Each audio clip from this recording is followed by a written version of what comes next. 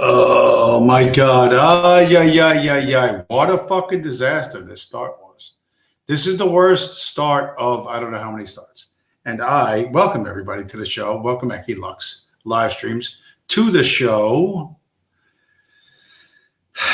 I tried to empty my temporary internet files and clear my cache and do this and do that and do all the techno tricks that you need to do to make things run smoothly before this thing started.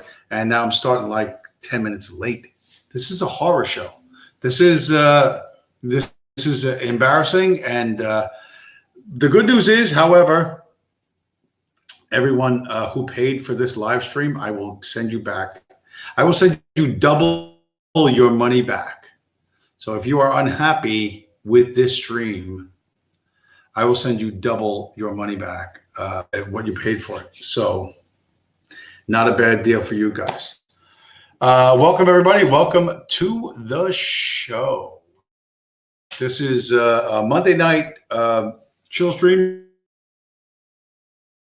because yesterday I ended up getting a drive job going to Boston. And it looks like I'm lagging like crazy. I'm going to stop the cam for a little while. I got a second viewer. I'm not going to stop the cam.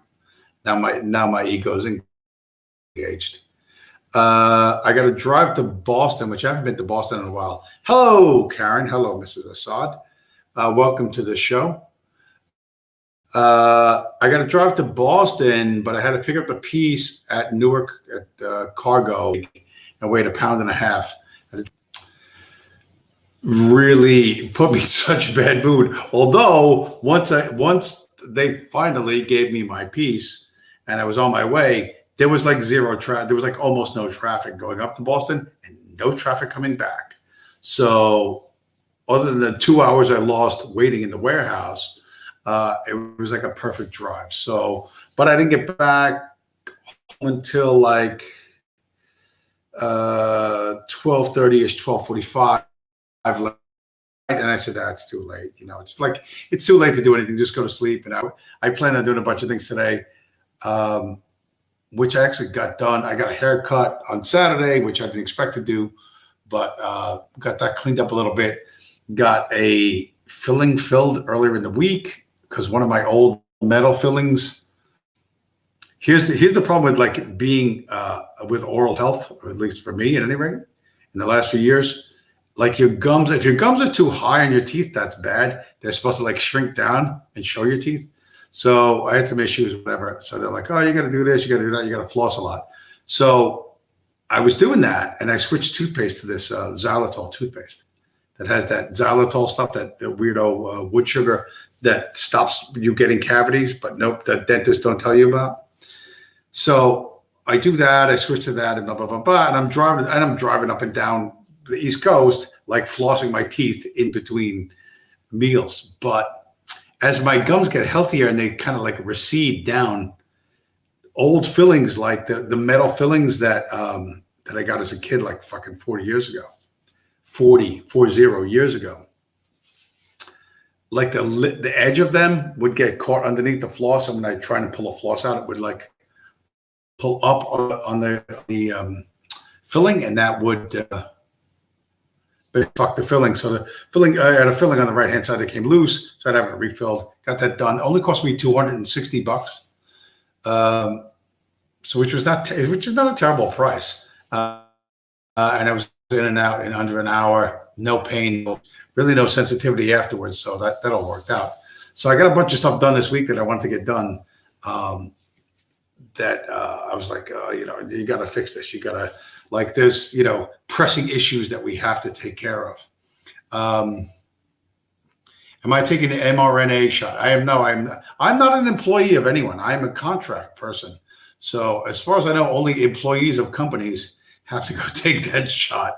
So I don't have to take that shot. No one said anything. My company keeps emailing me letters of transit. You know what I mean? Like like the movie Casablanca. Like here's your internal passport in case you get stopped by the Stasi. By the way, oh yeah, speaking of Stasi, like a week and a half ago, 2 weeks ago, this really fucking happened, and this had me freaked out for like half a day. I wake up in the morning, I do my morning routine, and I exercise or whatever. I take a shower, I shave, I get dressed, I walk down I live on the second floor. I walk down my steps, and I have my gas bill in my hand. Right, I'm going to pay my gas bill. Across the street, there's it's a mailbox. So I'm going to put this thing in the gas bill in the mailbox. I'm going to walk off to my right, which I guess would be your left, but my right, to my car, like through the buildings, along the quad or whatever. And I walk downstairs. I walk around the shrubbery, and I look to my right, and there's like 6 people in windbreakers, dark blue windbreakers that say FBI, JTTF, FBI Joint Terrorism Task Force. And I'm holding my fucking, I need an envelope. I'm holding my gas bill in my hand. I'm like, and I freeze it. I'm like, don't freeze, don't stop. Keep walking. So I'm kind of walking towards the mailbox with the gas bill in my hand. And I'm looking at these guys. And they're like, really, they're dorky. Like one was bald white guy, and there was some kind of Karen with glasses, and none of them were in fit or in shape, but whatever. They have their windbreakers on that say FBI Joint Terrorism Task Force. And like, it feels like there's a weird dreamy feeling, at least for me. I'm like, what the fuck? Because I live in a cul-de-sac, right? It's a street that ends in a circle. There's no way out. I mean, you could walk out, but there's no way to drive out, and my car's not around here anyway. So I'm like, okay, just keep walking towards the mailbox. And I'm walking towards the mailbox, and I'm kind of looking at them, and they're not really looking hard at me. They're like not looking at me. I'm like, okay, what the fuck is going on? And as I get close to the mailbox, the mailman's there, the mail carrier's there. And he sees me, he knows me. So he sees me holding an envelope in my hand. He says, like it's really oddly formal. He says, "May I take that from you, sir?" I was like, yeah, here, take this, So I hand him the gas bill, blown. I'm still like 10 feet from the mailbox, but I walk around the mailbox anyway. Because like that was what I was into doing. I'm like looking at these, and I'm like trying not to stare at the FBI people. And I'm like, what the fuck is going on? And to my left, I don't realize I'm putting it the wrong way on camera, but to my left, I see them coming out of a nearby building with like a milk crate with a bunch of folders or something in it. And they go and they put it on the trunk of one of their cars. It's like a Ford Taurus. And they're like, so I don't know. I told you, I've said before, I lived around a lot of Indonesians, and Indonesians are Muslims. So who knows? Maybe one of these guys went whacked out and said some stupid shit on social media, or he pissed off other people in the Indo community because they all go to the same churches and stuff. And they wanted him gone. So they routed him out to the FBI and said he was a terrorist or whatever. And they would know because they would know his name and like where he lives and stuff. Because in order to get somebody deported or arrested, even if they're illegal or a foreign national, you have to have all the same information that you need for a U.S. citizen. You have to have name, address, social security number, all that stuff. So, and I'm like, fuck. And I realized that they're not looking at me. I'm like, okay. My heart rate's like going down a little bit. I'm walking around them, and I'm like, okay, just walk to your car, and I was like, I had my phone on me, and I'm like, I should take a picture of these guys outside my, like, I should take a picture of them and then post it on Twitter. And then I was like, no, you know what? No, don't point the camera at them. Just fucking walk to your fucking car. Whatever they're doing, they got the wrong fucking guy. Or, you know what I mean? I'm like looking back at this 10 years from now when America collapses, and they're going to go, you were this close to getting them and you missed them. And I just walked to my car, and I'm like, my heart's going like, and I got my car, and I checked into work, and I drove away, and I'm like, fuck. And I was like, for like half the day, or maybe more than half the day, I was like all lit up. I was like, fuck, the FBI was outside my house. The FBI was down the street from me. And I was like, there are people that I work with, that I interact with, that work directly for my company, but people in air cargo that are IRL subscribers to this channel, and they know like the stuff I say, unrestricted like this, and they're like, what the fuck? What do you mean the FBI was on your street? They're like, huh? It's one thing for people who speak like we do, to speak about the subjects we speak about, to think that everyone's a fed or whatever, or that they say, well, you're mentally ill and you're paranoid or whatever.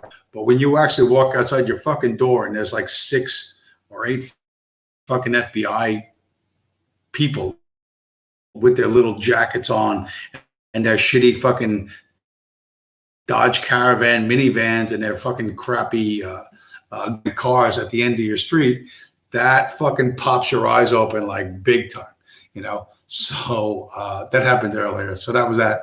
But yeah, but overall, I don't know. Things have been okay, like reasonably okay. All in all, I feel actually, physically, I feel really good. Although I'm not losing weight. I think I'm actually gaining weight. But I feel retarded good. Tom Anderson here. Welcome, Tom Anderson. Wait a minute. What? Hold on. Wait a minute. Now I got to look in the chat. I didn't want to get distracted by the chat, but Tom Anderson, welcome to the show. Mrs. Assad in the chat. I want to tell you, it didn't do nothing. Knocked on my door at 5 a.m. Wow. Creepiest thing I've ever seen. I started banging on the door on my side and they yelled, "I will shoot." Good for you. I later found out he was running from the cops and trying to get into houses. Yeah, that's not uncommon for them to seek shelter from anywhere. As long as you didn't open the door and shoot through the screen door, which happened to a guy in Detroit who was drunk and/or /high. This incident happened or like 3 a.m. Sees this woman and she's incoherent and she's screaming or whatever. And he had a firearm with me. I had a shotgun, and he shot her through the screen door. And I believe she died. And they arrested him for murder. It's one of those, it's a tough case because why did he open the door? Why didn't he call 911? He's male, she's female. Yes, she's a crazy, drug crazy loon, but why did you open the door? So if you can keep a physical barrier between you and something that is threatening you, that's a really good idea, right? So that makes that whatever their plan is, whether they have a plan or they don't have a plan, whether they're crazy high on drugs, whether they've been planning this for 6 weeks, if they have to overcome a barrier, a problem to solve, that means in the time that they're trying to figure out and solve that problem, they can't attack you and they can't hurt you. And that gives you more time and gives you more opportunities to get a tool, whether that's a tool that goes bang or a tool that is pointy or whatever, or hot and spicy, or to call help, get reinforcements, get taxpayer mercenaries to come in. Better solutions you will think of. And so that physical barrier, whatever that looks like, is important to maintain between you and the thing that threatens you, or you and or your children or those you care about. So do not open the door. Do not open the door. Do not open the door. But if you have something that goes bang, there's videos on YouTube where they'll tell you, like, call 911 and tell them what's happening. And as the 911 operator is on the phone with you, you yell towards the door, "Do not come in my house. I have a gun and I will defend myself. Do not come in my house." And you're saying that, one, to hopefully maybe scare them away, but secondarily, it's recorded on the 911 call that you are verbally warning people, do not advance, Do not advance. There'll be consequences. Don't come in my house. Don't come in my house. That kind of thing.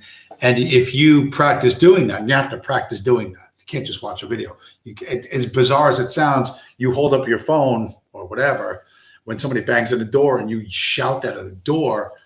It's going to feel weird and awkward and stupid to do, but when there's no real threat there.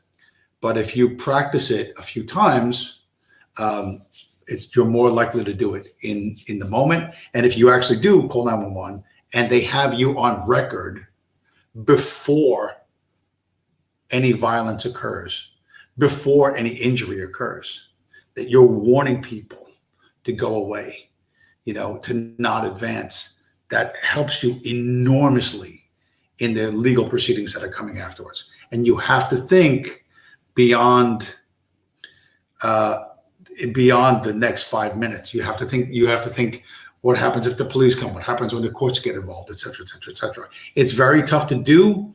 You're never going to do it in the moment. You're going to be terrified. Your heart's going to be racing.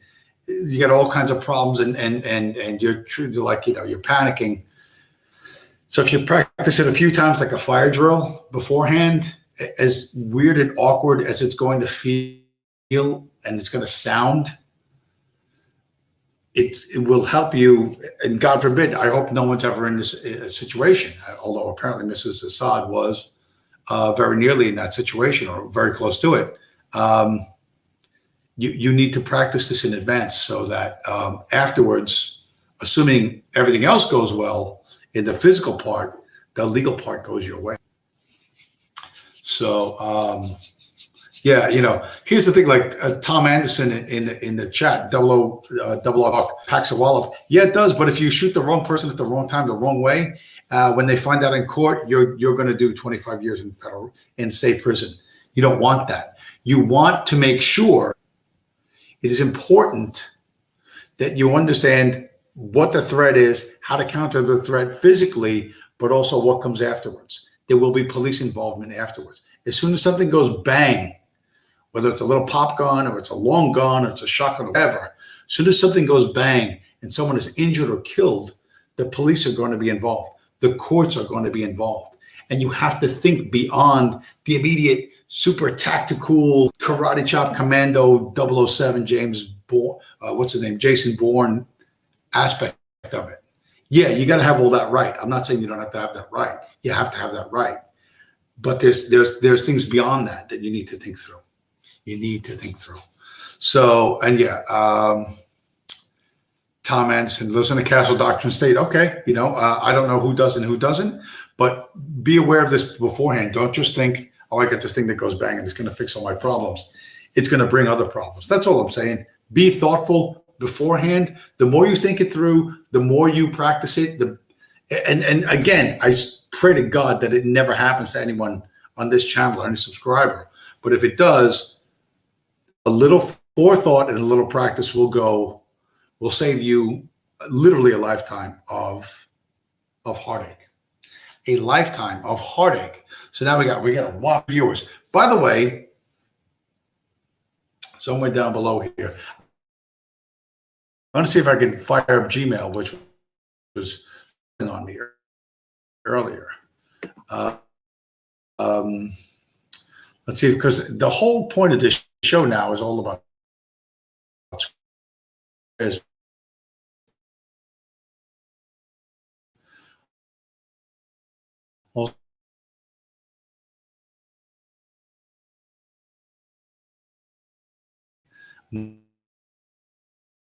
multimedia presentation.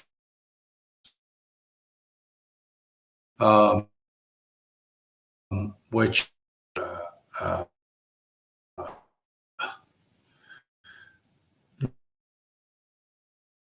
by piece of shit, a fucking 12-year-old laptop cannot really handle, but we're going to force it. We're going to muscle it. We're going to make it do I wanted to do. And while Gmail takes its very leisurely, I think Gmail gets paid by the hour to fucking load on my PC. It's like, okay, you know what? I'm gonna start the work. I'm gonna clock in. We're gonna see if the coffee makers work. And it infuriates me. I have to start really drinking soon. Eki Lux in the chat. I do drills with my kitty every Friday, and she's on point. Well, that is one militant feline. You, I don't know what kind of. It's still one fucking Gmail won't load. Oh, the fury I have. Okay, see, because I got like notes and stuff. Look at this. Look at all the stuff that I wrote down before the show. Me being thoughtful, trying to be clever and everything, which is obviously not going to fucking work. This is bad. See how bad this is? This is an empty glass. What the fuck? What the fuck are you doing with an empty glass with just ice in it? Well, I actually drank. What the hell? I drank an entire bottle.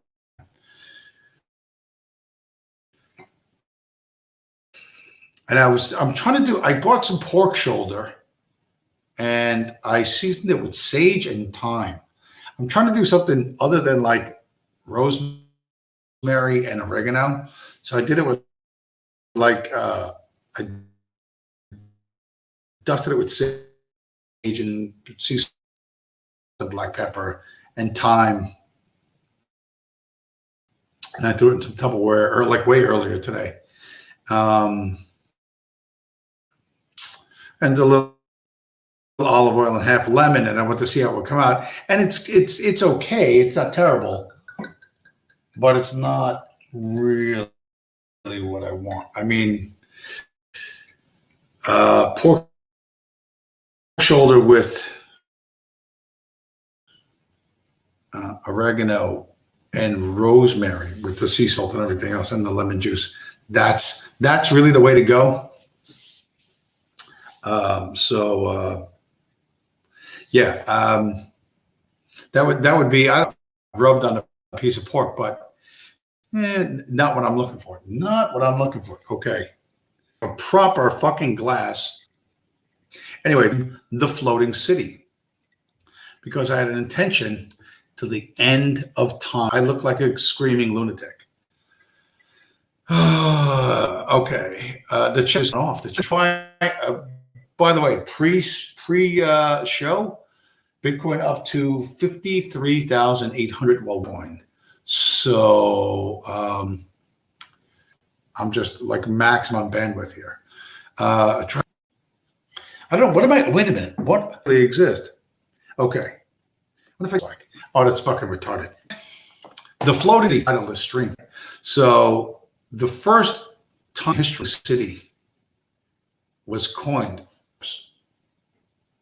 of Alexander the Great, Alexander of Macedon, who destroyed the Achaemenid Empire, who destroyed the Persian Empire and conquered. In those days, they were super chads and they were warriors and whatever, and who made their living following the armies. That needed to be repaired. If the thing on your sandal broke, like you're not going to stop to fix that. You don't know how to do that. You're a dude who knows how to stick a fucking sword in somebody's face. You don't know how to fix leather objects. You don't know how to make boots or make sure that your armor doesn't chafe your shoulder and that kind of shit. So they were camp followers, and this was always true in the West. And camp followers would make their living following armies, and of course, Alexander, as he conquered the known world and then went beyond what was known at the time, because he conquered lands that no one even knew existed before he went there and kicked their ass and forced them to become part of his empire. No one even knew those people existed. And the camp followers grew so large and so diverse. And I don't mean it was diverse certainly in terms of the number of people conquered, being who would join in because So much money is being generated. We're conquering new kingdoms, and every new kingdom has to pay tribute. And more money comes in, and more money comes in, and more money goes through the army, and it goes back to Greece and goes back to whatever.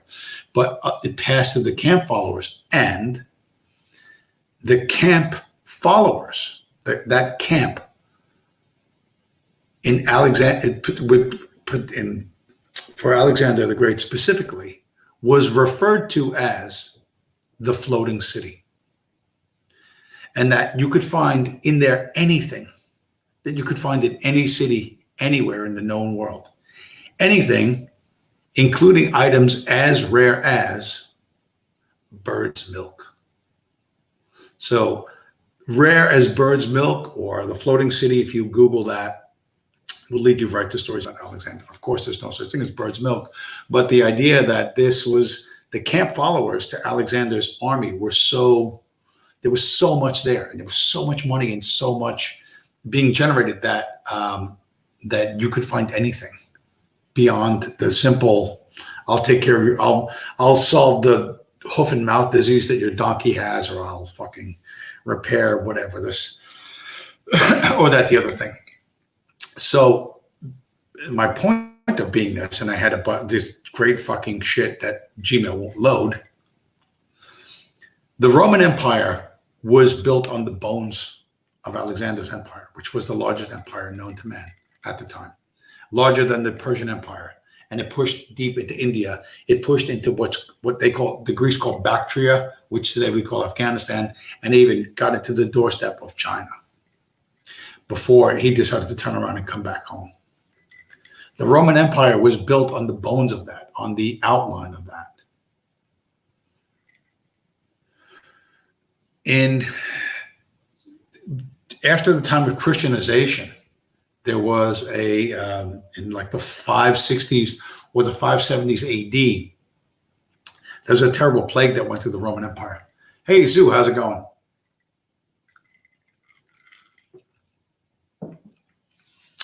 And in Western Rome, the Italy part of Rome, the European tribes, the barbarian tribes, the Goths, the Visigoths, the Avars, all these groups began attacking this wealthy, kind of soft and unwilling to defend itself Roman Empire. And they were having a lot of success. But in the East, in Byzantium, what was called Constantinople for a long time, which is now called Istanbul, was the Eastern Roman Empire. Now, the Roman Empire had generally become Christianized, and like I said, in the 560s or late 560s or early 600s, there was a plague which damaged all the entire civilized world and damaged Byzantium. But Byzantium came out of it fairly strong in 700 or so, because there were really no strong outside threats. The Muslims came in 700 or so plus years, and they attempted to take over Byzantium, but they were easily pushed back.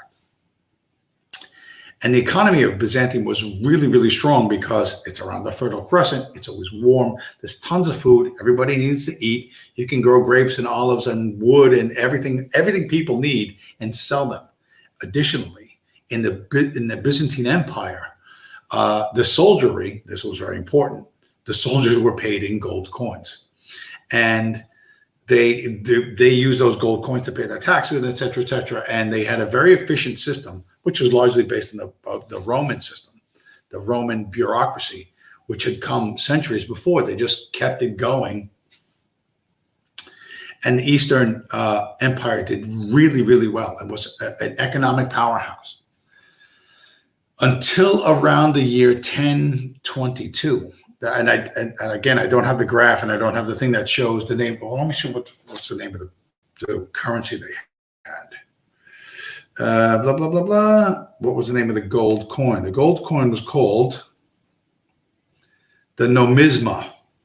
The Byzantine, the histamenon, this is the name of the thing, histamenon nomisma. That was the name of the gold coin, which was the coin of the Rome. And from the year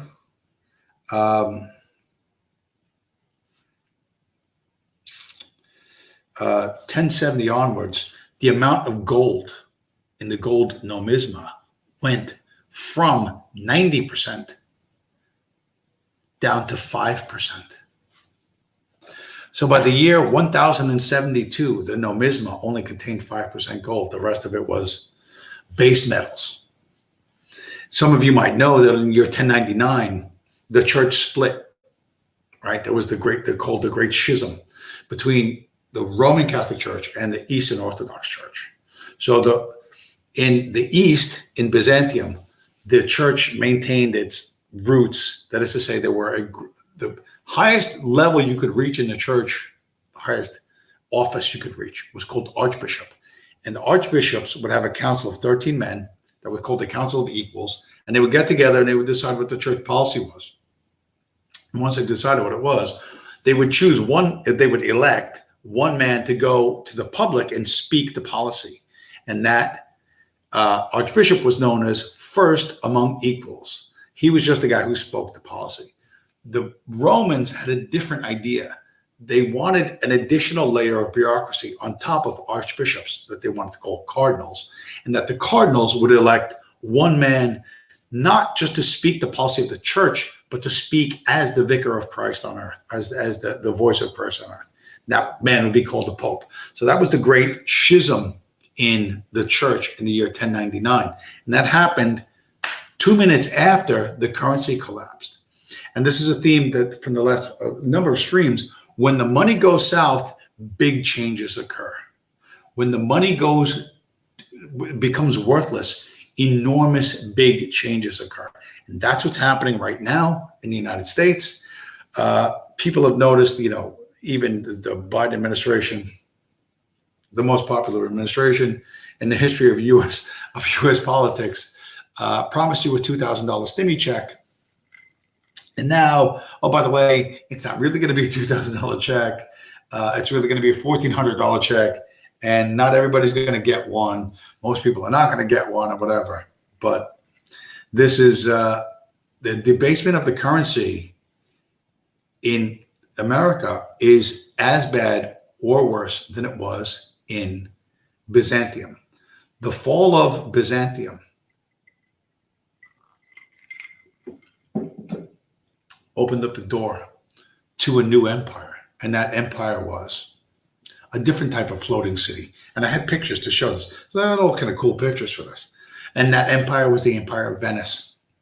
The Venetians, the city that's on water in Italy with all those boats that they row. And it used to be like when I was a kid, this was shown as the most romantic shit. Those weird U-shaped boats. And you'd see them and the guy would row. He would have that big pole and you would go down the canals of Venice and stuff. And they showed it in James Bond movies and stuff a million times.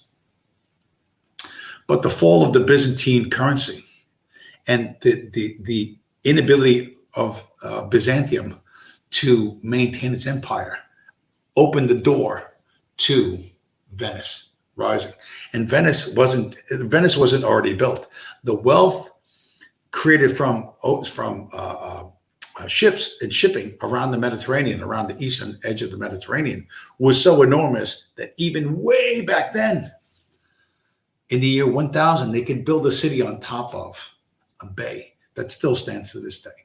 So the idea of a floating city, of something initially, Alexander the Great's army and how much money he was sending back as he destroyed the Achaemenid Empire and Egypt, and he went further south and India and Bactria and all these things, and all the money that flowed back, the enormous funds, the value, the money that went back towards Greece at the time created a floating city of people who lived off of this venture.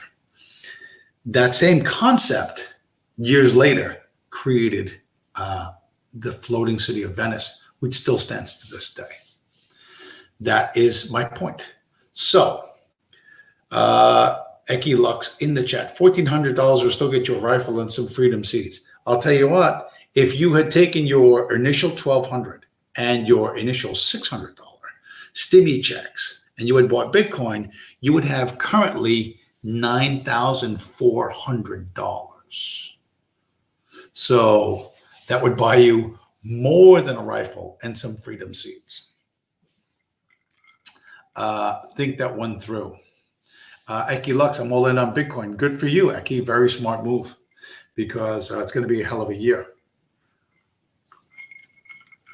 All right, I didn't get all my my stupid things, all the things I mailed to myself. Blah, blah, blah, blah, blah. What do we got?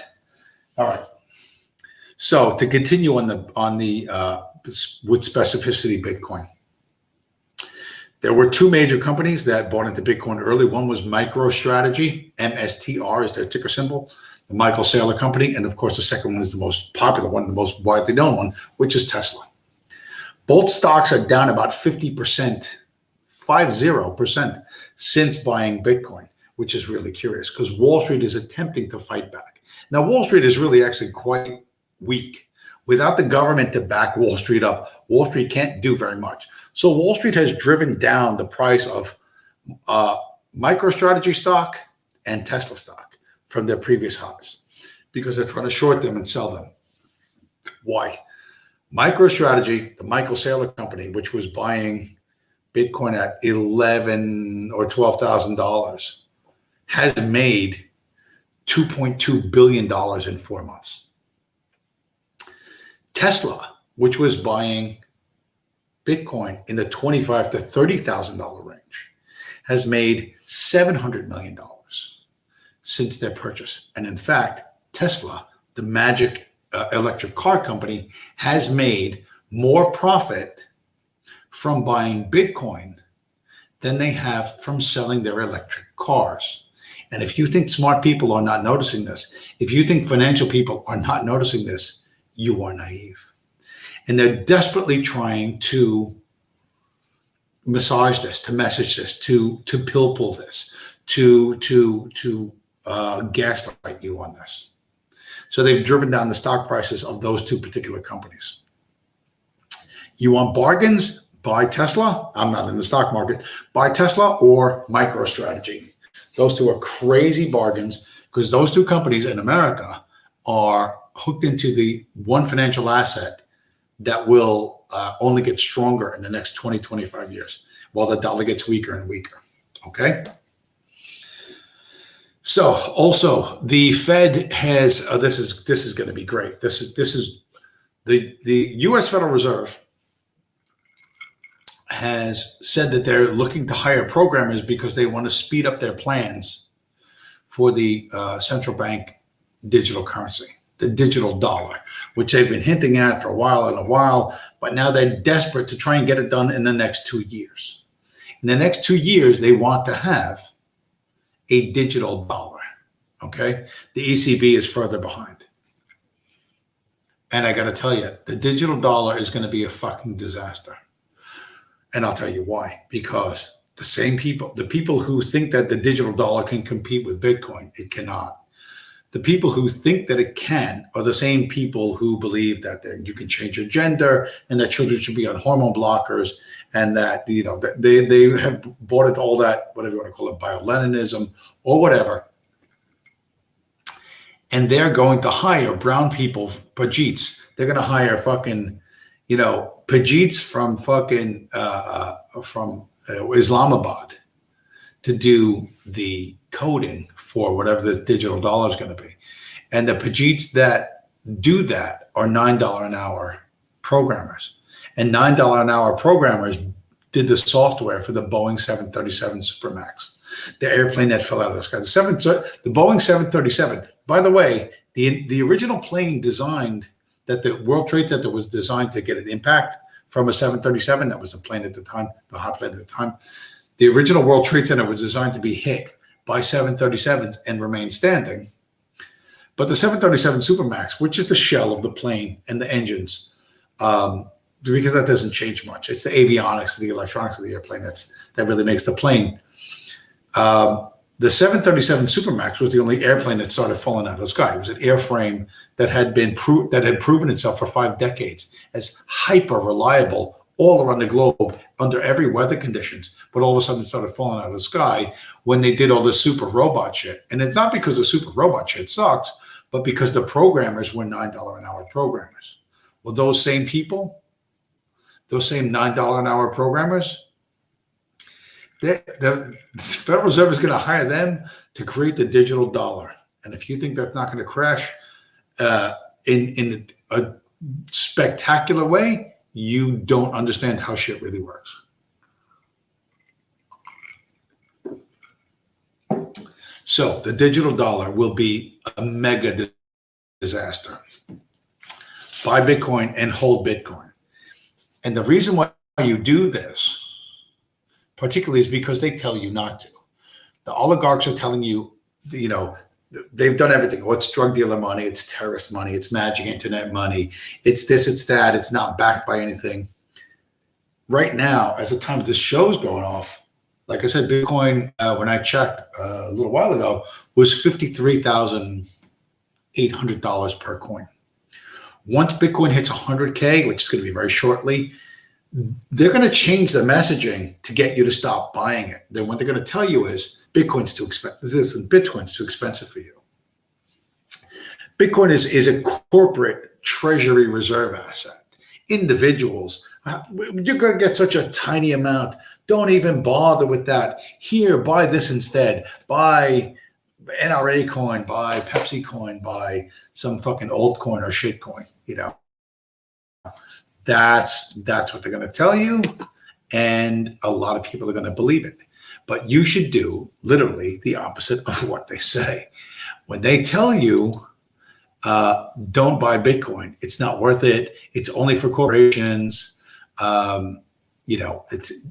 stay away from it. You should be buying Bitcoin like a fucking maniac. You should double down, because those people who tell you this, you don't know them personally. They're not related to you by marriage or by blood, and they do not have your best interest at heart. So the more they tell you not to do something, the more you should do it.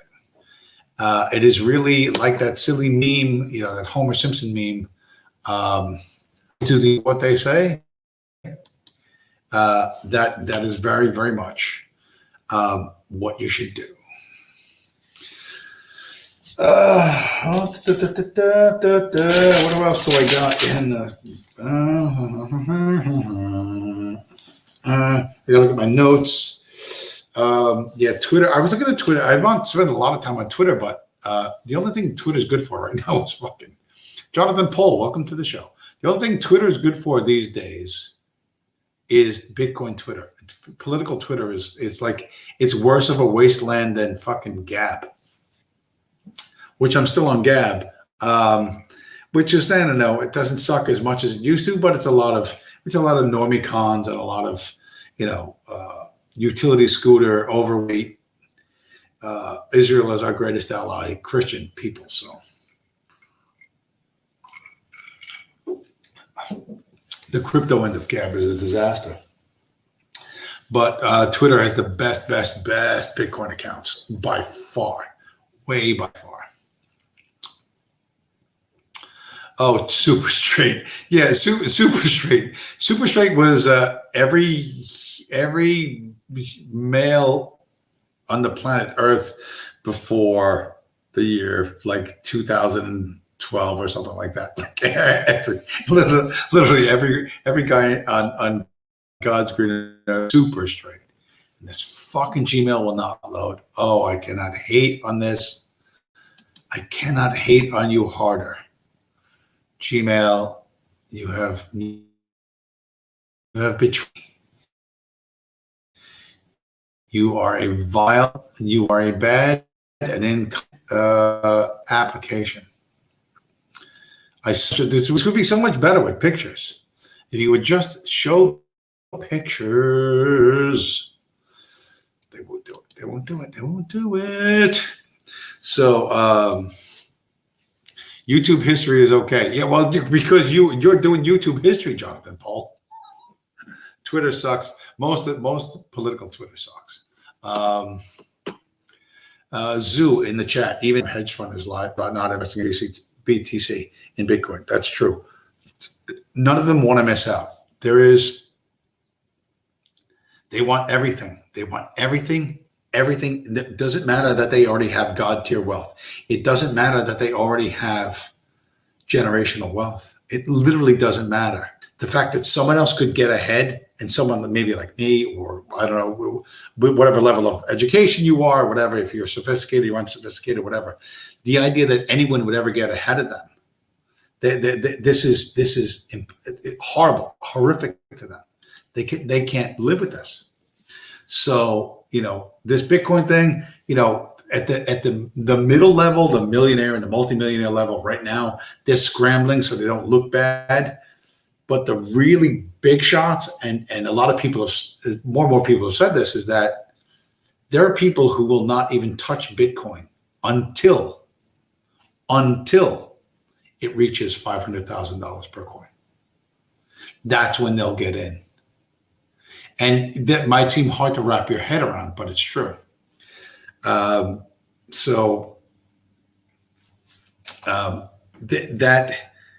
all of this is occurring, and this year is going to be huge. And for all you guys who are doing altcoins, I had this great meme. The meme looks like, I will make the meme for you. Here's what I'm going to do. This is going to be, this is artistic. This is so crazy good, artistic. I'm going to look at this spontaneous artistic expression. You won't believe it. You'll be stunned. And then he's got the hat. Wait a minute, he's got the hat with the thing. All right, and then we got this here. And then, we got this. Wait a minute, I gotta.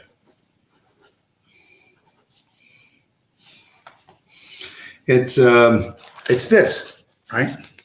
So here's Pepe, and then he's got the little Pepe. I got to do this. See the little Pepe over here with the hat that says, "Don't mind me, I'm autistic." This is so tough to do backwards. And then he's got a little fucking cocksucker. That goes this way. He's got a little ice cream cone, and he's dropping the ice cream cone.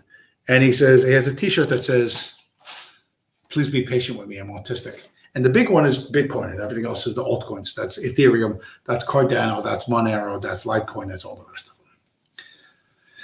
Bitcoin is the king, and they all follow him. So you want to have Bitcoin and not the other ones. The other ones are not going to be around much longer. Yeah, I know. Listen, admittedly, of all the things I can do, art is my weakest skill set. I have a good skill set with a number of things.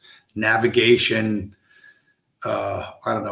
punching someone, shooting holes in cardboard. I'm really good at all that shit. You know what I mean? I can lift heavy objects. There's a bunch of stuff I can do really well. Artistic representations of amphibious creatures, not my strongest skill set. Admittedly, I will confess to that. I will confess to not having, Michelangelo level artistic skills, which is why I spend all my pre-show prep time grabbing images of Google that I can just show you, like this here, which is better than my crummy upside down Pepe drawings. But this is what we have. This is what we have to live with. We have to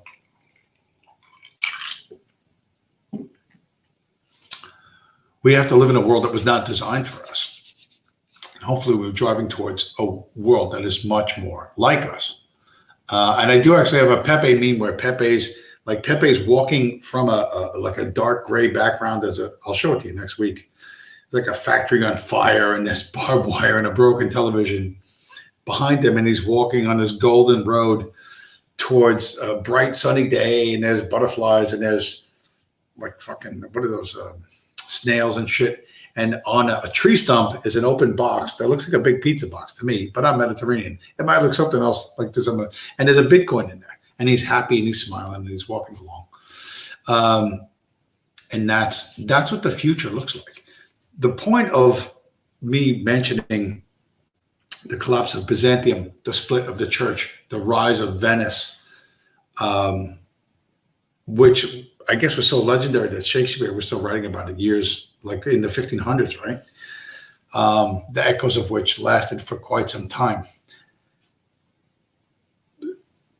Big things, enormous things with energy and value that have lasting, that are durable and are lasting, tend to not reincarnate themselves, but they repeat, they repeat, they repeat. So when, Shakespeare is writing about the Merchant of Venice, the legendary wealth of Venice came about due to the corruption and collapse of Byzantium.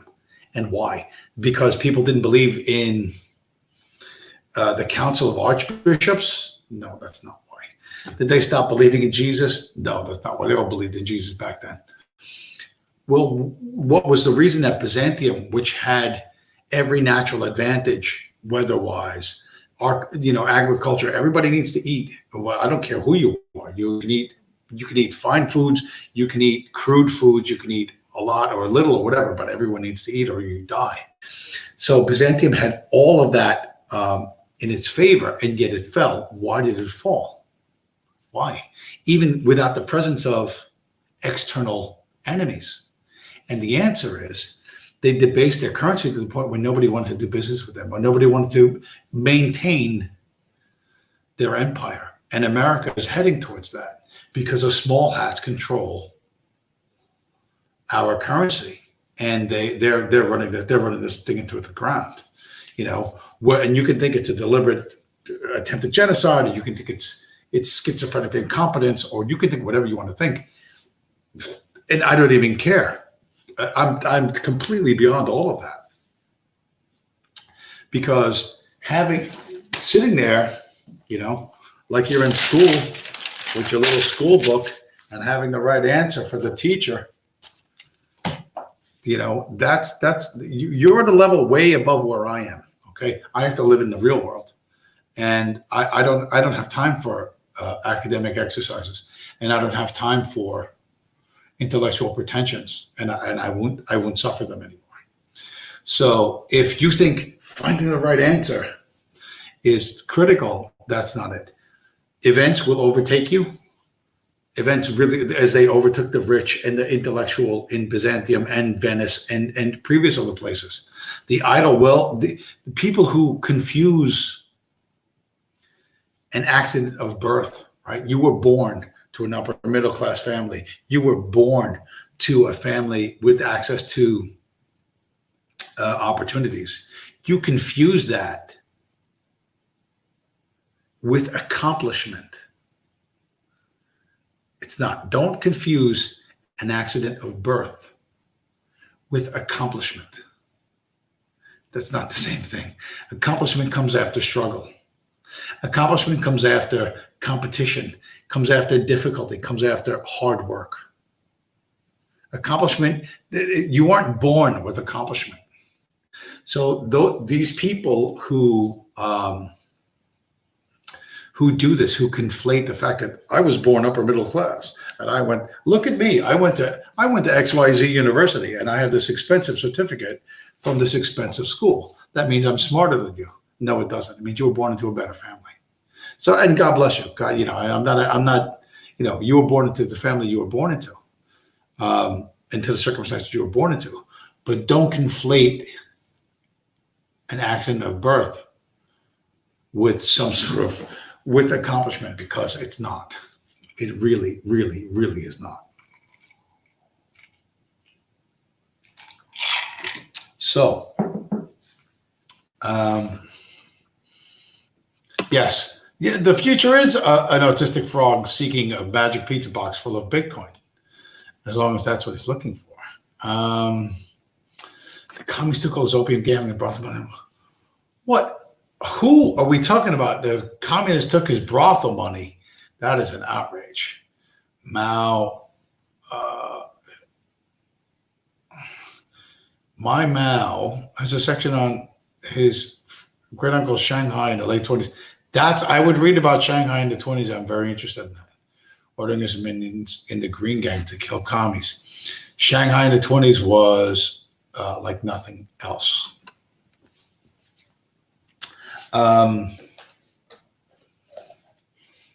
Yeah, and all the stuff I ever read about William Fairbairn and all that stuff from Shanghai that I read back in the day, the Western version, they didn't really understand the politics of China that much, but they did know that there were shifting alliances.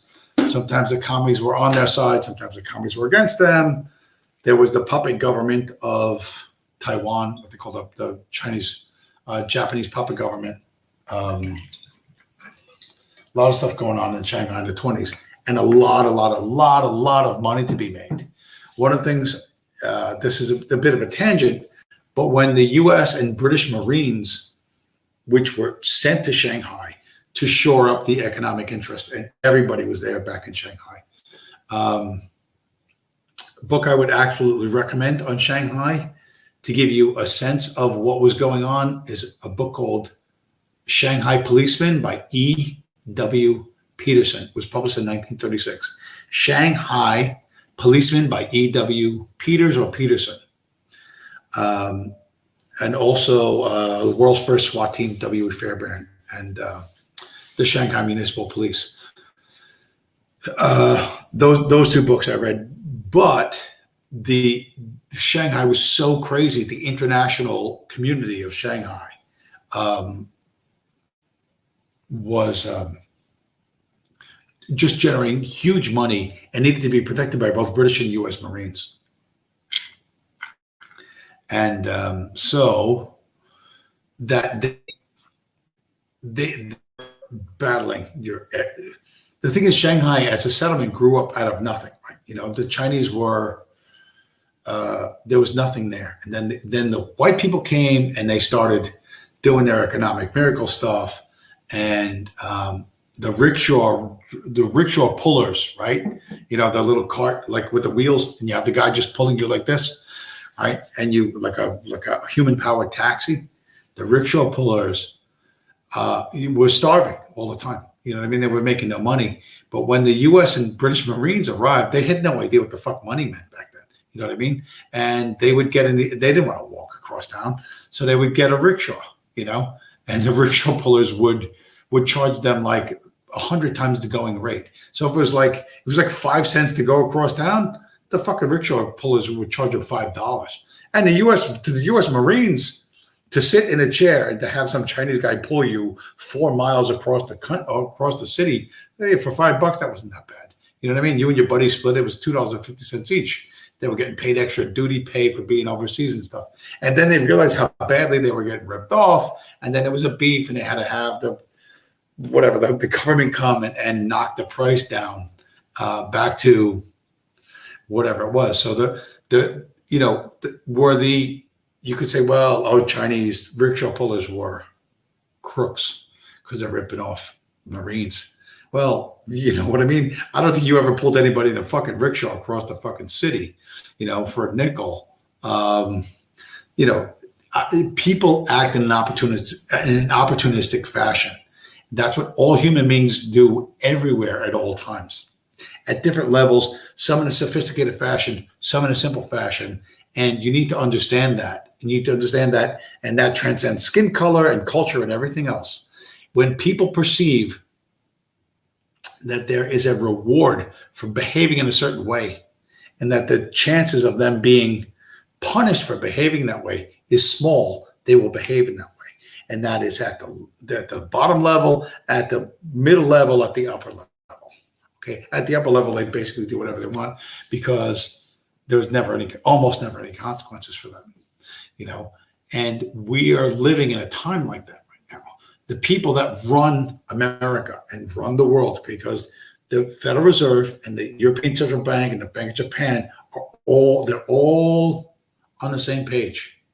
The Chinese Central Bank is all on the same page. The one chart I want to show you, which was the economic collapse of 2020, economic growth across the board in the West, only China of all the nations, on the planet Earth, has grown in 2020. And they only grew 2%. Every other economy collapsed, went negative 3, 5, 7, 10, 12, 15%. So when you hear these people shrieking about China this and China that, it's because China's economy actually grew 2%, 2%, but the COVID pandemic shrank all the Western economies 10, 15, 20, 30%. And that terrifies the elites because our elites now look at China. China's growing and we're shrinking, and they're panicked. They don't know what to do. They don't know what to do.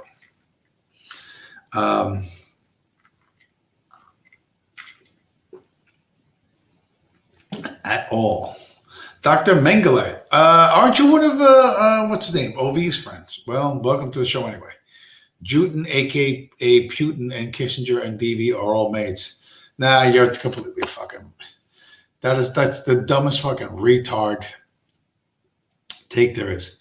Chabadnik Russian Jews want to create the old one belt, one road.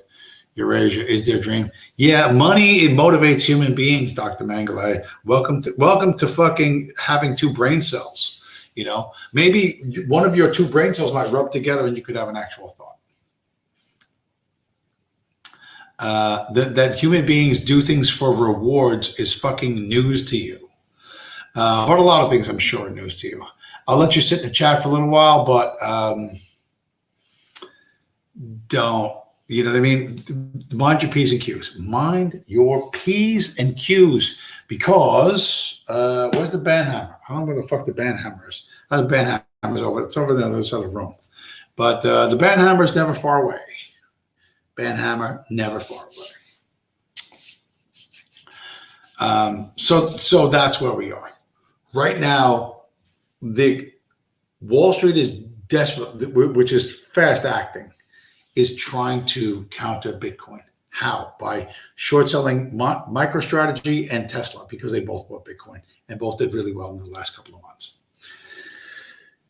The government, the U.S. Federal Reserve, the Treasury Department is nowhere near fucking ready to take on Bitcoin. They are caught so fucking flat-footed, it's unreal. And all these corporations that want to survive into the future and the CEOs who want to be the heads of, they want to maintain their elite status. They want to stay on top of the corporations that will survive 5, 10, 20 years from now. As the boards of directors, and it's the boards of directors, not just the CEO, that move corporate monies into Bitcoin as a treasury reserve asset instead of holding cash. The battle to be CEO is going to get a lot sharper, and you're going to get a lot tougher and smarter people in the next 5 and 10 years doing this, because that's going to be, that's where the guaranteed value is going to be. Every corporation that's holding US dollars is holding a shrinking asset, getting weaker and weaker. Every corporation that's holding Bitcoin is going to be getting stronger and stronger. Like I said, we're again, 2 weeks ago, February 15th, Bitcoin hit its all-time high of 58,000 and change. It crashed. Oh my God, it crashed. Oh, it's over. Forget about it. Sell. Bitcoin crashed all the way down to 43,000 and change, and is now crashed once again up to 53,000, right? As of the time of this broadcast. So, and the Federal Reserve is not ready with their central bank digital currency. They're not ready. They're not going to be ready in 2 years. They're going to get the shit kicked out of them in the next 2 to 5 years. And when they launch their central bank digital currency, it's going to be, the code is going to be written by $9 an hour Pajeets. Speaking of which, this just reminded me, it's going to be the Boeing Supermax of digital currencies. Back in the 90s, when they booted Giuliani out of the mayor, and I'm not the world's biggest Giuliani fan, but post 9/11, when they booted Giuliani out and they brought Bloomberg in, Bloomberg is going to be Mr. Inclusive, and they hired a Indian firm to do the payroll, the electronic payroll for all the city employees. Police, fire, sanitation, parks department, all of this stuff. And it was a big, I'm trying to think how much they fucking paid these people. I think I want to say they paid them 50 or 60 million dollars for the software to do this, and it was going to track overtime with the fire department and the police because that's a very special thing, but also sanitation because they do this. They clear the snow in the winter, like and it's snowfall in the winter and stuff. And when these guys clock in, and who gets paid how much and whatever, and you don't want to overpay them. Okay, so this was done, and it was how great this was. It was so efficient, and we don't need all these accountants anymore.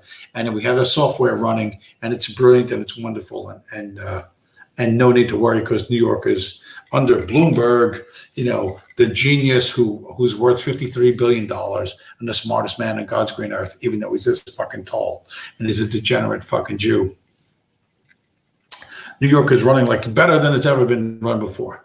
And then they decided to audit the system. And when they audited the system, what they found out is not during the regular time, the regular pay periods, but during the overtime periods for police, fire, sanitation, etc., whoever, there was an extra few lines of code somehow, some way that sent for every dollar that went to the police department, $1 went to India, to some account in India. And it just so happened that account happened to be owned by the same guys who wrote the software to fix New York City's overtime problem. So New York City, in an attempt to get its costs under control, hired a foreign outside firm to do the software for their banking. And that foreign firm, which was an Indian firm, stole $1 out of every 6, or I don't know whatever the fuck it was. It was like hundreds of millions of dollars. Because New York City's annual budget, the Corporation Council's annual budget is something like $36 billion a year. So it was like a couple of $100 million a year just went out the fucking back door into fucking New Delhi or wherever the fuck, or Mumbai, or wherever the fuck these guys were from, into their fucking bank account. And it was a huge fucking humiliation to Bloomberg, who, this was in his second administration, his second term. I don't know how they ever fixed it. I don't even know if they even fixed it. The money still may be fucking going out there for all I fucking know. Because government, once they decide on a shitty course of action, they fucking really lock in and they keep going on that shitty course of action. So if you think that the Federal Reserve is going to hire people better than New York, so the people that are going to create the digital dollar, the central bank digital currency, are going to be as corrupt and as incompetent, at least, as the ones who did the overtime software for New York City. I fucking guarantee it. This is somebody fucking clip this and fucking and show this to me in 2 years from now or 5 years from now, because I'm 100% fucking right. I am 100% right, and I know I'm fucking right. So, all right, what's Dr. Mengele doing? He's trying to fucking piss me off. Chabadnik, Russian Jews want to create the old One Belt, One Road. Oh, really? Yes, the elites, Zionists, Rothschild, East China, blah, blah, blah, blah, Bolshevik communists. Yeah, it's vaguely connected. Yeah.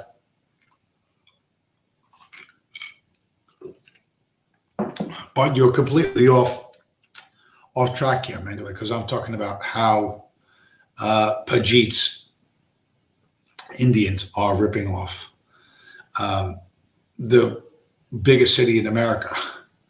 And they were brought in specifically for a diversity thing. So those who designed the diversity, the anti-white agenda,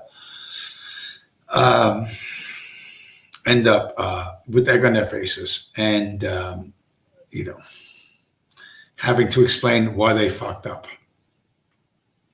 So that's going to happen with the digital dollar, except it's not going to be New York City getting ripped off for some tax dollars and they're going to jack up real estate prices or whatever, or bump up or reinstate the tax on clothing under $150 or whatever the fuck they did to fix that budget shortfall.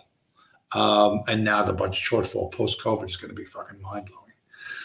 But America's going to have to do that. And then they're going to do that with a profoundly corrupt digital dollar, that the shit coin Cardano, Monero, Polkadot, whatever the fuck, Dogecoin, all these piece of shit exit scam cryptos that are currently being traded, and they're all sort of kind of flowing upwards because Bitcoin, the king, is pulling them all upwards, pulling everything up. So the shit coins, the altcoins, are sort of kind of all going up. You sort of, this year you can't lose. I'm not saying you're going to win big, and I would not suggest you put a nickel in anything that's not Bitcoin. But everything's sort of kind of going up, and all of those developers who are doing Polkadot and Sushi and Uniswap and whatever, all this other fucking shit, those are the people are going to be hired by the U.S. Federal Reserve as experienced coders who understand digital currencies. That's what's fucking coming, and the fucking the ability to like primarily light your hair on fire and smash yourself in the head with a fucking hammer is going to be fucking. You think this COVID thing destroyed the fucking economy? Wait till you see what they do. Wait till you see what they do. The same retards that caused 3 famines, the same Jewish communist retards that caused 3 famines in Russia that were entirely politically induced famines are going to cause at least 3 recessions or 3 depressions or whatever, in which it was going to be the 21st century equivalent of in America, right? The 21st century equivalent of the Soviet famines, the self-induced Soviet famines, is going to be created here by these fucking lunatics who are going to make sure to hire transgender Hindu sex workers to do fucking coding. You can't even stick together the craziest amount of adjectives. Like if you took all the left buzzwords and cut them, like put them on a strip of paper and put them in a hat and pulled them out and just taped them to shit, like that would make more sense than anything that's going to fucking come out of this administration or DeSantis's administration when he gets in, because I know, Abbott's battling with him, but my money's on Florida boy, because Florida has 51 electoral votes. All right, I'm going to go look back in the chat and see what we got here. See what we got. Other than as soon as Mr. Fed showed up, everyone else stopped talking. Tom Anderson, isn't it wonderful living in a country where you have to worry about this stuff? Well, everyone has worries. Everyone has worries. Tom Anderson, better be judged by 12 than carried by 6. You got to start watching Prison Tube. Watch Tales from the Pen. Tales from the Pen. That's a New York guy. Watch blah, blah, blah, blah. What's that other kid? The one that was from Florida. Oh, what the hell's his name?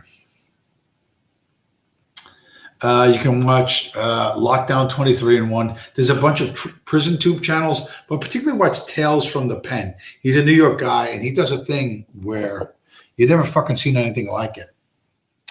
He does a thing where he talks about how they hide razors. So you have like a razor, like a straight edge razor, which is something like this big. This is not a razor, this is a piece of cloth. And he says this is how they hide razors in Rikers Island. Rikers Island, it was just a city jail. And he takes it and he puts it in his mouth and he flips it around and he holds it on the side of his fucking mouth and he just keeps talking to you. It's like, and this is what they do. He says, and this is when you get into a fight in Rikers Island, and he starts moving his tongue around and boom, the fucking razor pops out into his fucking hand. And then he puts it back in. And he flips it around. He does a thing with his tongue and his lips, and the razor sits in the corner of his cheek or this cheek or whatever the fuck he does. And you look at this and you're like, what the fuck? And this is a guy who did a number of years in New York State prisons. And again, it's called Tales, Tales, from the Pen. He does live streams. He drives around New York and stuff. White guy. Well, he's very, very pro very pro-black. He's three-quarters of a retard. But my point is, he learned to do this razor blade trick. And it's not a razor blade trick. And he said that's how he used to carry they call them guns. In jail, they call it a gun. Go get your gun, which means go get your knife or your razor. And he holds this thing in the side of his mouth, and he pops it out, and he puts it in, and he pops it out.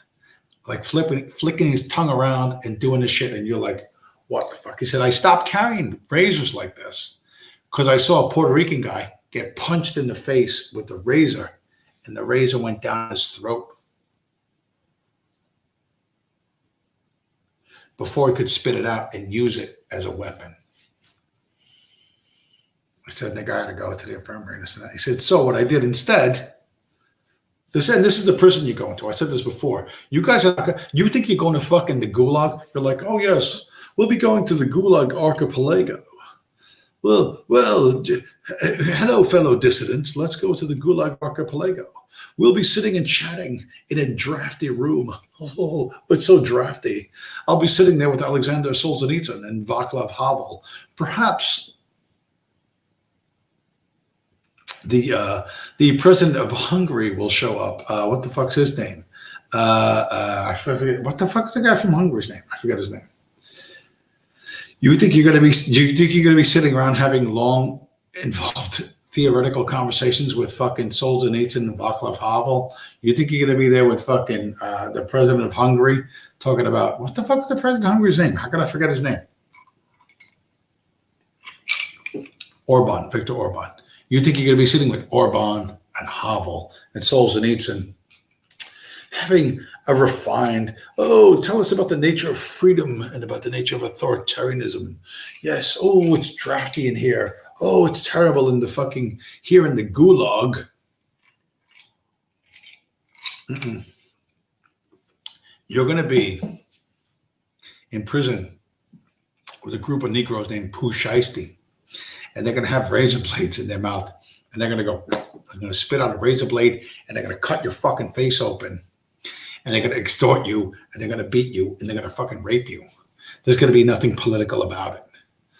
The reality is you won't fight, and you can't fight, and they will fight, and they can fight. And they're going to fucking own you in ways you can't fucking imagine. It has nothing to do with Václav Havel and the relative merit of monarchy versus secular authoritarianism or whatever stupid fucking shit you fucking think it is. You're going to go in with real motherfuckers, and you don't lift and you don't fucking fight. And you're going to be fucked literally fucked in ways you can't imagine. On the second day, maybe even the end of the first day, you're going to be wearing lipstick. You're going to be wearing lipstick and acting like a fucking woman.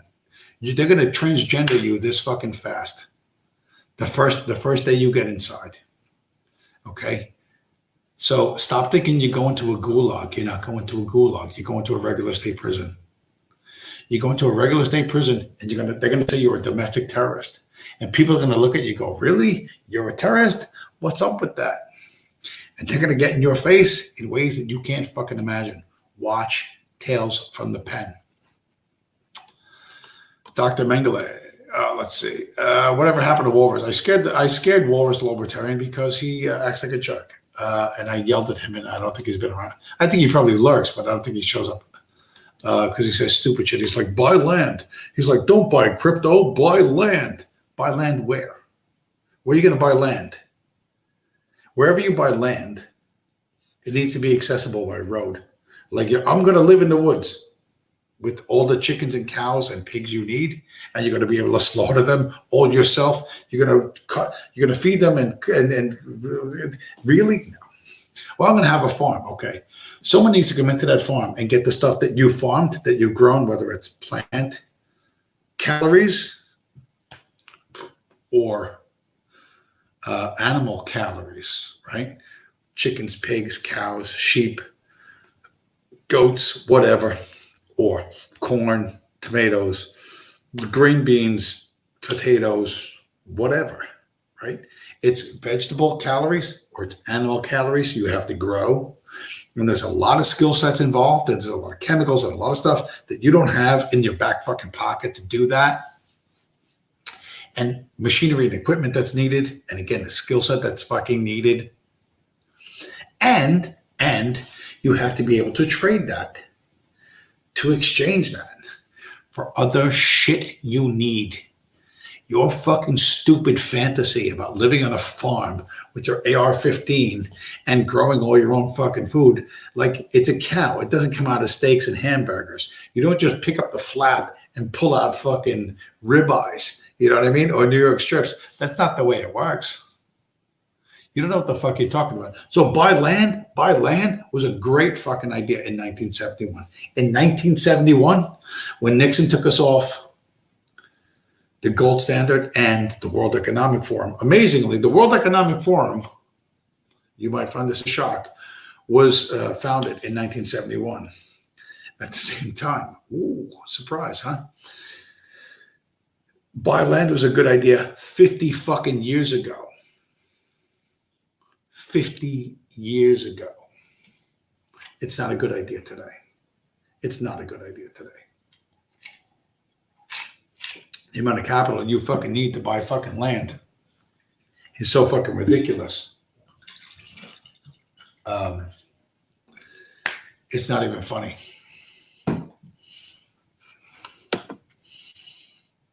What's going on in the chat?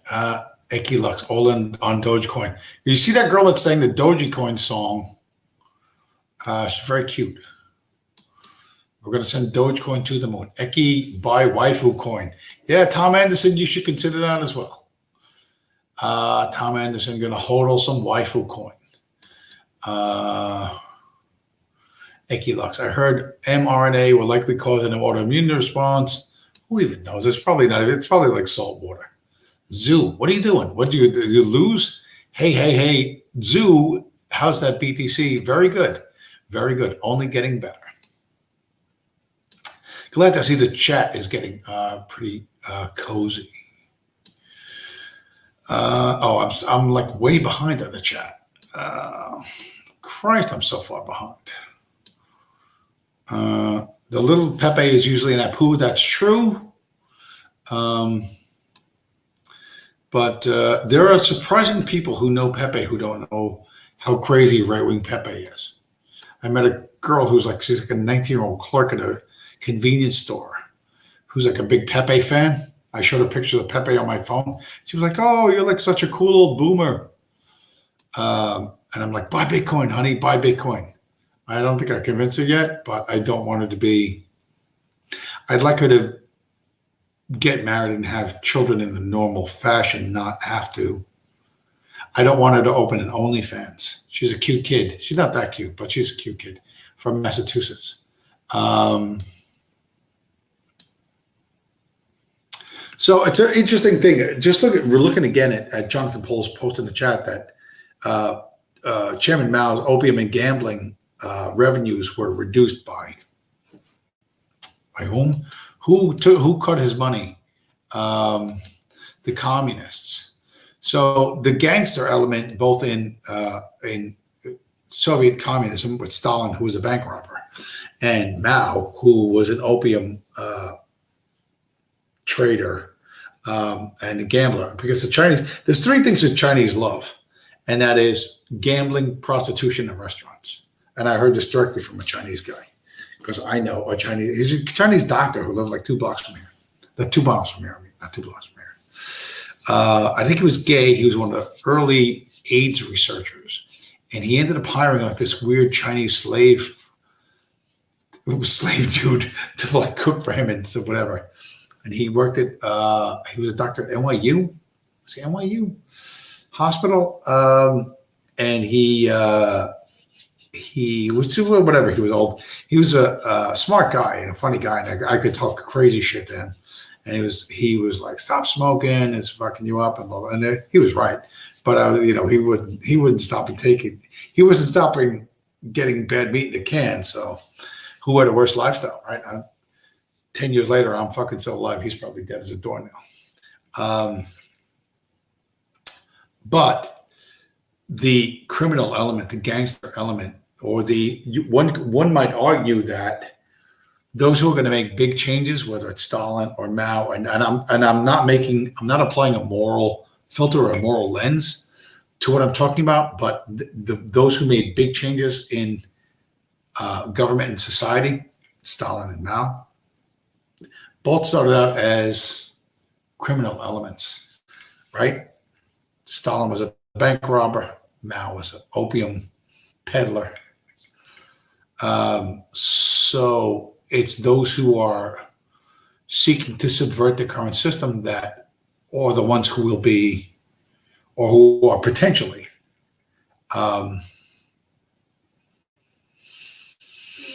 the leaders of the future.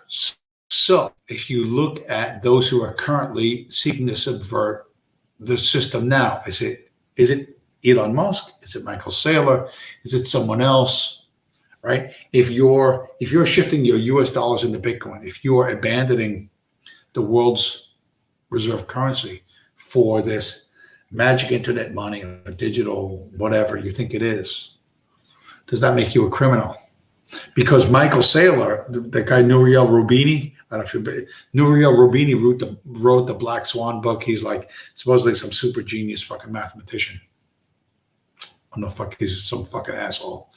And he is publicly, like on video, has called Michael Saylor, oh, he's a cokehead, and he's a thief, and he's a tax cheat, and this and that. Like things you've never heard one Wall Street guy ever say about another Wall Street guy.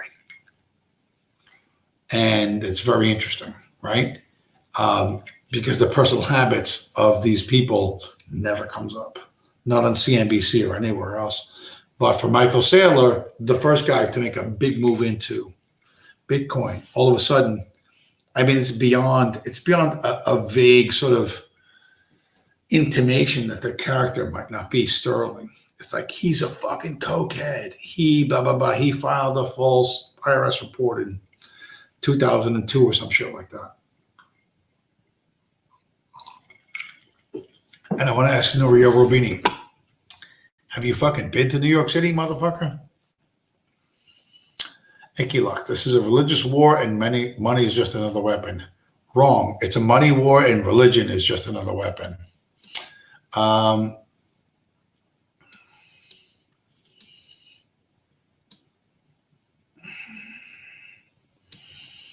Eor Manrick, thanks for the stream. I'll watch later tonight. Well, you're welcome, Eor Manrick.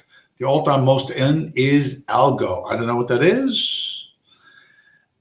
Algo, like alcoholic? Are you an alcoholic? I don't know. I'm probably, if someone sampled my liver right now, they would say I was an alcoholic.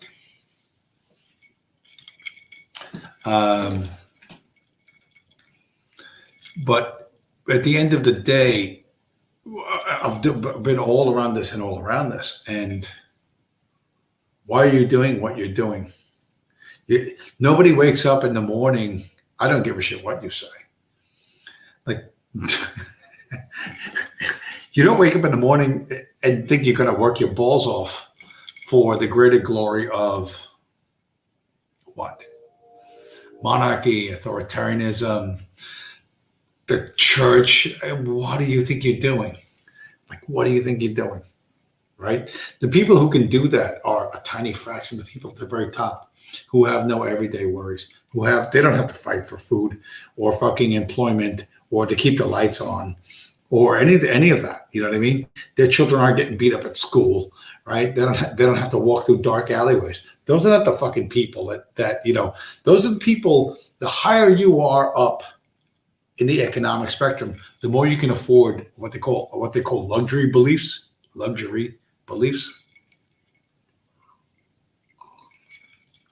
Like the belief in diversity. Diversity is a strength. Yeah, until you live next to black people and Spanish people and Asian people and fucking Muslims. Then all of a sudden you find that it ain't so much fun.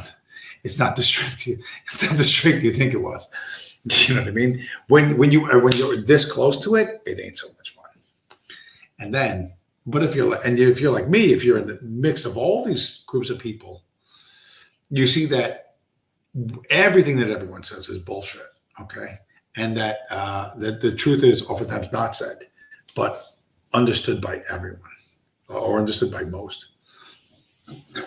So, what is that? Eeyore Manrick. The alt I'm most in is Algo. Algo Rand. It's tough not to bet on short-term massive gains. Okay. I'm trying to think longer term because why? Because I don't have that much longer on this planet Earth. So, but longer than 24 hours. The people who can afford luxury beliefs are the people who have endless time. They do these 3, 5, 10-hour streams. Who has that much fucking time? Nobody has it. If you have a wife, a kids, a dog, a house plant, you don't have that much fucking time. You got shit you got to fucking do. I'm above, people can piss all over like, oh, you and your fucking blue collar sensibility. Well, I have shit I have to fucking do. Right. And if I had to do less and less and less each day until anything I had to do in any given day was a fucking symbolic, like wake up early, put on a nice suit, right? Shave, shower, get into the office early, yell at a few fucking underlings, you, blah, blah, blah, blah. We're punching to the time clock and leave by fucking 11:30 for a meeting and never come back for the rest of the day. That'd be fucking great. You'd have like a 5-hour work day. You'd make a fucking 6-figure income. You'd think you were a genius because, of course, it's a great fucking life. But that's not the life for most people, right? Most of us have to solve problems other people fucking create, and we don't get 6 figures, and we have to work much, much longer hours. So we don't do it because we love you, because we believe in the company, or because we believe solving problems is fucking important. We do it because this is the only way we know to maintain our current standard of living. And when it occurs to you that the people in charge of your standard of living are deliberately trying to fuck you to help their friends, you wish you could get out of it. And most of the time, in every previous generation, when things were agricultural and gold coins were still accepted up until about 100 years ago, right? You could maybe there was a lot of shady dealings, but non-official things you could do and live a pretty good life. You can't do that anymore, right? People that say that Bitcoin has, I can't, some dickwad on Facebook. I don't know any fucking gun store that takes Bitcoin. Okay. I don't know any gun store that takes gold coins. Like if this was a gold coin, not a cheap Chinese fucking imitation of a gold coin, but if this was a gold US double eagle, right, from fucking 1890, right, which is currently worth $1,700, thereabouts. You took this into the supermarket and you tried to buy $1,700 worth of groceries with a gold coin. How well do you think you'd do? They'd call the manager. The manager would scratch his head. What do I do? He'd call corporate. Corporate would put him on hold. Like, you can't. So gold isn't money either, right? Treasury bonds aren't money either. You can't go in. You can't take a treasury bond, like $1 million treasury bond, and say, I want to buy those 10 houses. Nobody got to wire us the money in US dollars. No, here, take this treasury bond. It's a piece of paper that's fancy. It's got all this fucking shit. It's a bond. It's worth $1 million. They were like, nope, you fucking wire, you electronically transfer this number of digits into our account or you don't get the houses. So there's a lot of things that aren't money. It's not real money. It's not money, but have enormous value, right? And you can trade for other things of value. So this thing is the most, It's both the most egalitarian. All right, where is it? Come on, Prico. It's the most egalitarian and the least egalitarian. So if you want to be an egalitarian, you go, hey, anybody could participate in this, and that's true. You got $50, you could buy Bitcoin. You got $50 million, you could buy Bitcoin, but it's not equal. You both participate, but not at an equal level. So it's egalitarian, but it's not egalitarian. If you're smart like me, you borrowed money from your bank 4 months ago when Bitcoin was $13,700. And now I'm paying a monthly payment for an asset that I bought at 13.7 that is currently sitting at 53.8. So even if you're a low IQ high school dropout like me, it doesn't matter how fast your brain works. It doesn't matter what level of complexity you're comfortable with. If you can correctly perceive reality and your best interest, see how those two meet, you can make good decisions. So I think, even though I have many more thousands of dollars to repay on my bank loan, I have made, well, from 13.7 to 53. How many times is that? How much is that? That's 100, 2, 300%, 350% in 4 months. Yeah, what a dummy I am. Like I said, if you took your original $1,200 stimmy check and your $600 stimmy check and you put them together and you bought Bitcoin, you would have $9,000. The next $1,400 stimmy check that comes your fucking way, what are you going to do? What are you going to do? Are you going to listen to them when they go, Bitcoins, this is a corporate treasury. This is too expensive for you. No, you shouldn't do this. You should buy shitcoin, something XYZ. It could go up $1,000. Listen to me. Buy Bitcoin. The more they push you away from it, the harder you should push towards it. It is ridiculously obvious, and every fucking day, every day, you can check to see that what I'm saying is correct, or if it's not going my way.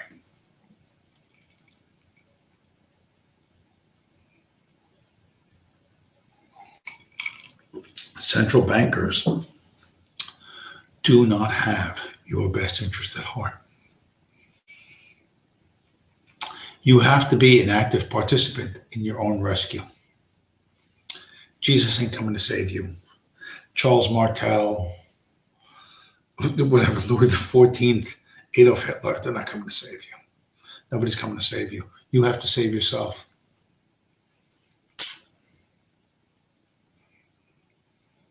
You must save yourself. Hope you can do that. I'm trying to point you towards that. I'm trying to encourage you to do that.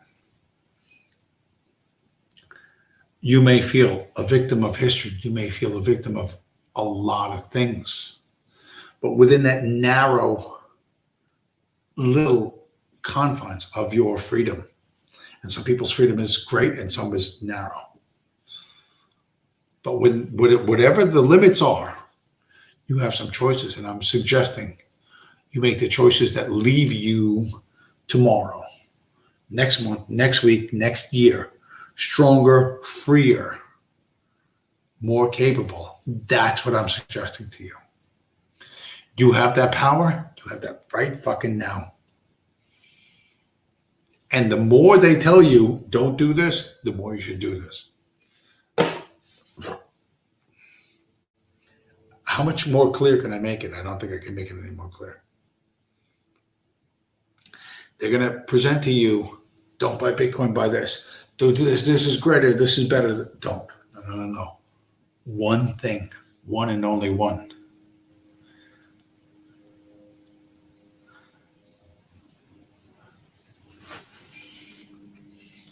Do the thing they don't want you to do. Because They are lying to you. They have always lied to you, and you know this.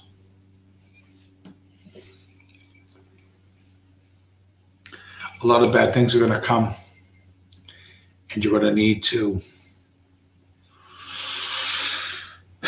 You're going to need to be able to look at something that works for you, that comforts you, that lends you fucking strength for what's going to happen. And a lot of what's going to happen is out of control.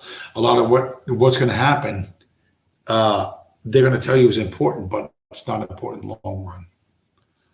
Long run, look to your family and your blood family, your children, your grandchildren.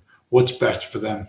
It's tough to think about that. It's tough to think about that when you look at television and Netflix and all this other stupid shit. The reason why I start these streams with fucking stories that are fucking 1,000 years old or 2,000 or 3,000 or 1,400 or 1,700 years old is to try and connect you on some level. The life you live today is not that different from a humanistic point of view from what was lived 2,000 years ago.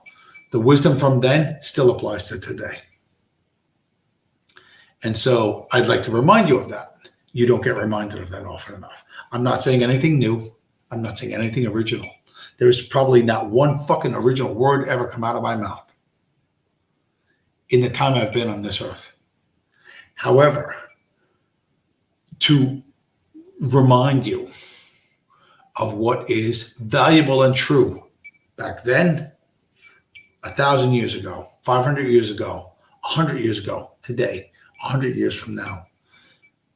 That's the purpose of these streams. That's the value of these streams, to remind you to stay to what works, to what is clear and sensible, what you can see with your own eyes, what you can hear with your own ears.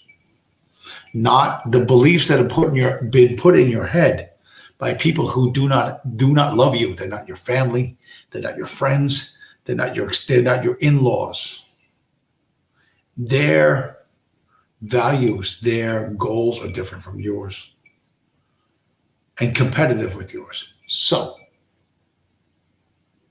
think clearly, see the world as it is, not the way some stranger or some fucking television station tells you it is. Some official expert. I have a white jacket. I have a $2,000 suit. I've been to a very important school. I've been to Harvard. Well, I've been to Yale, 7 times. I've been to Princeton 13 times. I didn't actually go and take a class, but I've driven to the campus. Probably I learned, probably from that I learned it more than the fucking students there.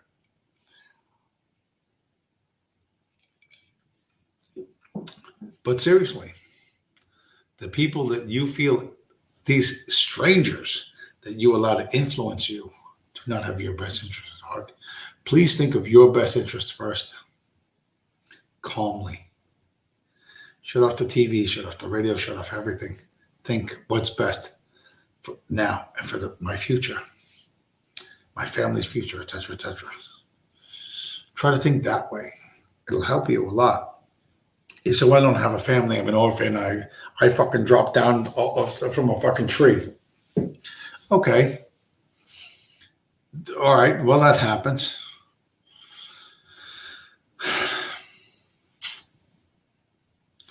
That doesn't change the fact that the people telling you what's right and what's wrong are not your friends. They don't love you. Then they have no desire to see you do well. Think through the choices you make quietly with no fucking screen on, no video game, no music, no nothing. And is what you're doing in line with what makes sense, or is it the latest trend? And I'm telling you, if what you're doing is the latest trend, you're doing it wrong. You're doing it wrong.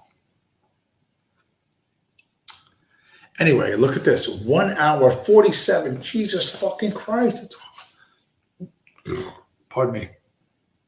it's even with the failure of all the email and the pictures and the share screen, so many tears that the technology didn't work. I, like I said, I want to make these shorter streams. Your manager's like, oh, I love the 37-hour streams. Okay, glue this stream to a 9-hour stream because I'm not doing much more than this.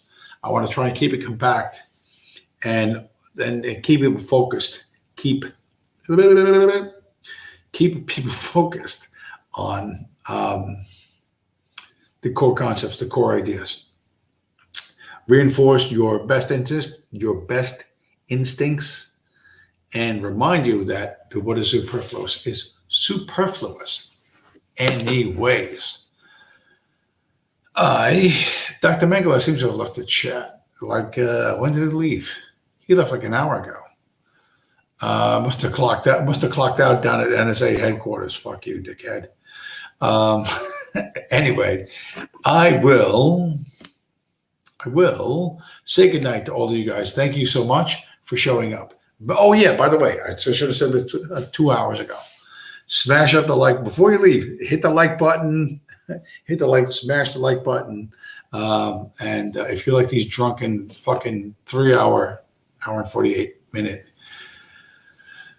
streams, and I will hopefully talk to you guys again next week, and take care.